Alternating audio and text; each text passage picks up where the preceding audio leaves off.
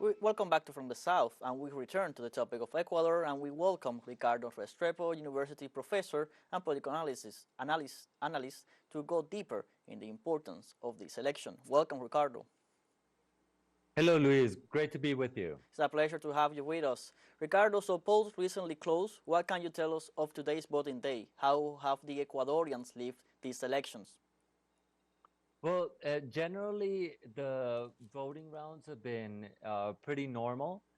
I can tell you that where I voted in Quito, I went to various stations and they were operating very fluidly. And I understand that international observers have said that the today's voting rounds have been relatively uneventful. There have been a few instances where it has been found that members of the junta in charge of taking care of the ballots have been found jotting down for votes for Noboa, but it hasn't been reportedly a systematic phenomenon, and the perpetrators were captured and they're currently being processed. But in general, it's been a peaceful day. It hasn't been marred by irregularities thus far. Now begin the counting in a few moments. Apparently, we should start to have results with the CNE, the National Electoral Council, has said that from 7:30 onwards, maybe before, hopefully.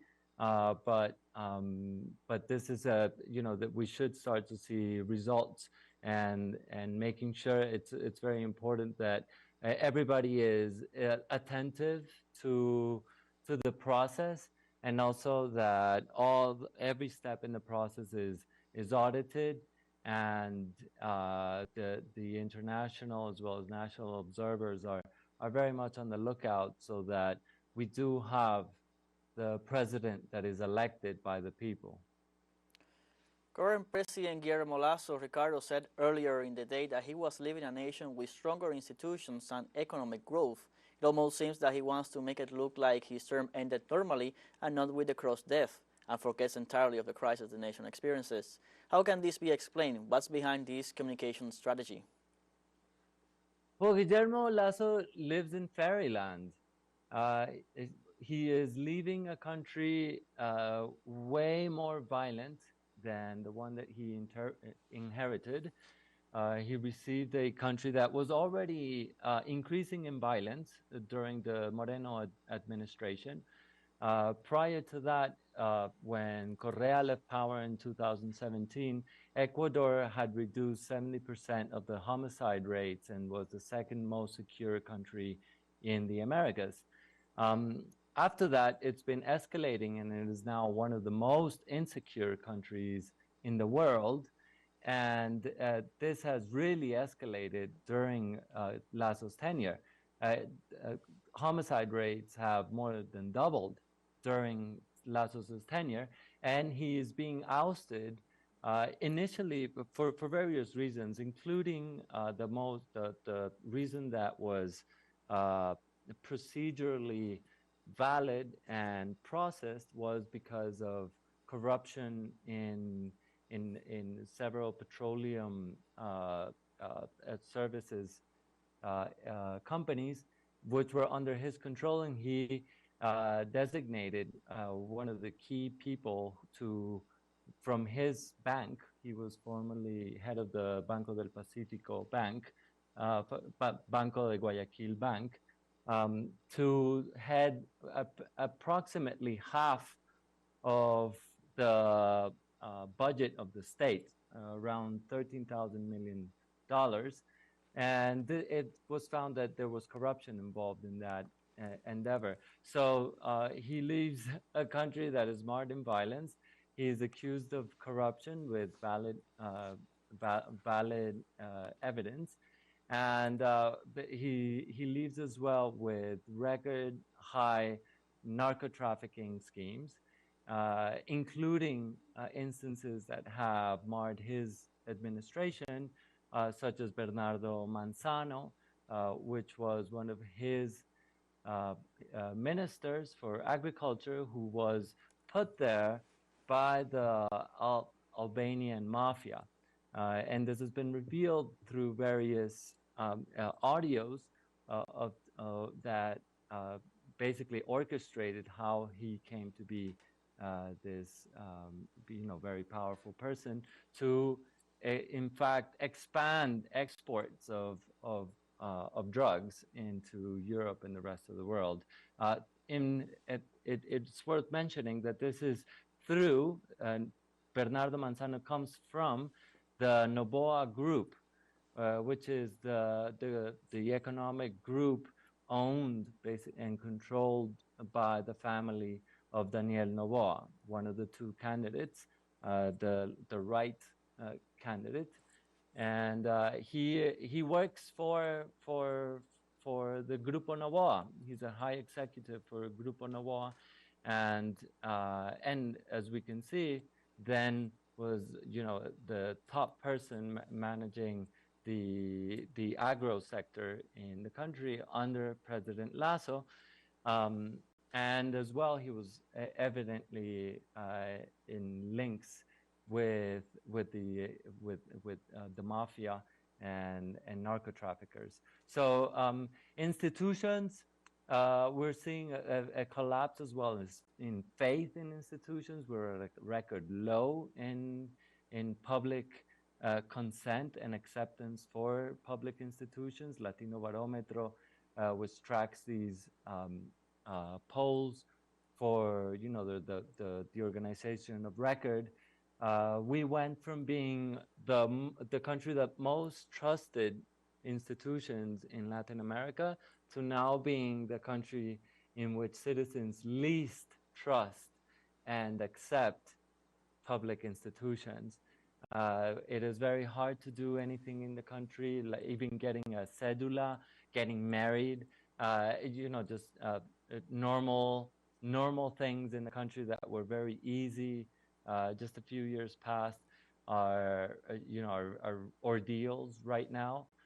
So it's very hard to say that institutions have been strengthened in any way. They've been completely dismantled. On the economic front, we have record citizens emigrating, having to flee the country because there's no longer economic opportunities. There's such a high risk on life because of the violence that has tremendously escalated in the last few years, and especially under the Lasso administration. The public debt is at record high. More than 60% of GDP is debt. And this is, in fact, something that was very interestingly criticized by Lasso when he was a candidate. He used to criticize when Ecuador had a 30% of GDP debt, and he's doubled that. So we are finding ourselves in the bottom of what could be the status of national public institutions. They're at the worst time in recorded history. Ricardo, with all this in mind, whoever wins today will have a short but paramount time in office. So what can we expect of both candidates, and what do you believe is necessary for Ecuador to move forward and overcome the current crises? Well, it's very clear what presidency of Noboa would be like. In fact, his vice president, running vice president, has been very clear. She wants to dismantle public education, public health, the things that really matter for large swaths of the population, for citizens' rights.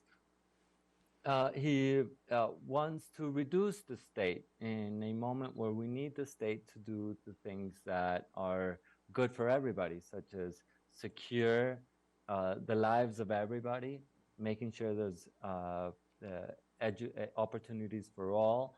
And he's running on a candidacy of basically continuing the Lasso, the Moreno Lasso presidencies, and in fact is being backed by Lasso and by Moreno and their parties. So it's very, very clear what the agenda is going to be. We're going to get more of the same.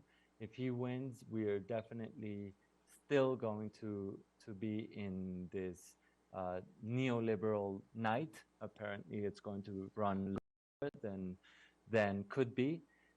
Otherwise, we have Luisa Gonzalez, who is the progressive candidate on the Revolución Ciudadana, which is the party of Rafael Correa, which promises to enact a series of solutions that have already been tested, that have lifted millions of people out of poverty, have given educational rights and opportunities to all the population, have drastically increased access to public health, gave Ecuador some of the best roads in Latin America, best infrastructure, hospitals, and economic programs. So we can expect either a system of reduction of rights and reduction of democracy and reduction of the conditions and opportunities for all under a plutocratic elite democracy headed by Daniel Noboa, or we can expect a progressive government that will support the and strengthening of rights for all in all domains, so that everybody can live a dignified life and increase the conditions under which we can all carry out our life projects without violence and human flourishing. Thank you, Ricardo, for your time. It's all we have time, unfortunately, right now from the South, but thank you so much for your inputs here. Thank you so much, Luis, for the invitation. Great to be with you. It was our pleasure. We're analyzing Ecuador's key elections with Professor Ricardo Restrepo. We will continue covering Ecuador's election as we await for the first result. But now let's take a short break and we'll be right back with more stories.